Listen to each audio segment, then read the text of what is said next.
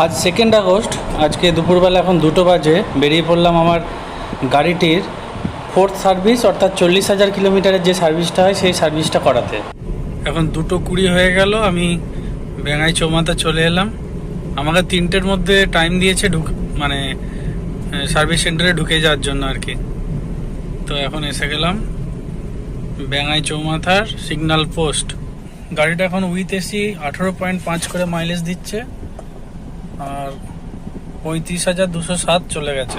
আমি গাড়িটি কিনেছিলাম সেনাই মোটরস আরামবাগ থেকে, আর ওখানেই সার্ভিস করাতাম।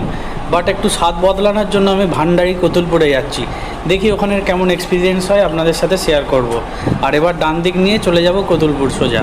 এখানটা এরা এইভাবে এমনভাবে দাঁড়িয়েছে না, রাস্তার ওই দিকটা খারাপ, দোষও নেই, সব রাস্তাগুলো খারাপ হয়ে গেছে। তো এবার উঠে গেলাম কতুলপুরের রাস্তায়। চলুন এবার সার্ভিস সেন্টারে গিয়ে দেখা হবে। গাড়িতে একটু তেল কম আছে, সেই জন্য ভাবলাম যে একটু তেল ভরিয়ে নিই। বেঙ্গাই থেকেই তেল ভরালাম, আর যেহেতু ওখানে সার্ভিস হবে, ওরা চালিয়ে অনেকক্ষণ অনেক কিছু টেস্ট করবে, ল্যাপটপ লাগিয়ে অনেকটাই তেল লাগবে, সেই জন্য একটু ভরিয়ে নিলাম। 106 টাকা 19 পয়সা করে পেট্রোলের দাম আমাদের এখানে, অর্থাৎ আরামবাগে। 3টে বাজতে আর বেশি দেরি নেই, 2:35-40 হয়ে গেছে, রাস্তা মোটামুটি ফাঁকাই আছে। চলে এলাম কতুলপুর নেতাজি মোড়।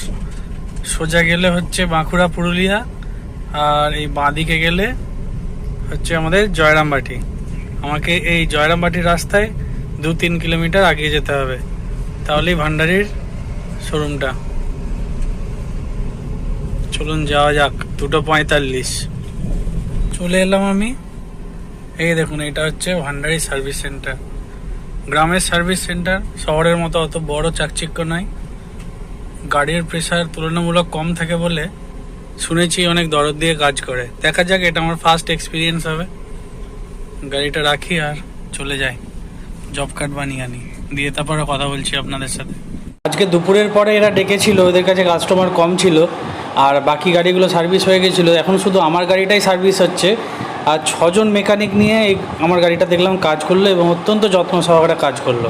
আর 3 মিনিটের মধ্যে তো পুরো সার্ভিসিংটা দেখানো যায় না, তাই পুরো ব্লগটা দেখতে হলে আমার চ্যানেলটি সাবস্ক্রাইব করে রাখুন, পুরো ভিডিওটা কালকে আসবে। আর এখন সার্ভিসিং হয়ে গেছে, এবার খালি ওয়াশিংটা বাকি। এই হচ্ছে এদের ওয়াশিং সেন্টারটা। তো বন্ধুরা, কেমন লাগছে ভিডিওগুলো আমাকে অবশ্যই কমেন্ট করে জানাবেন, আর লাইক শেয়ার করতে ভুলবেন না।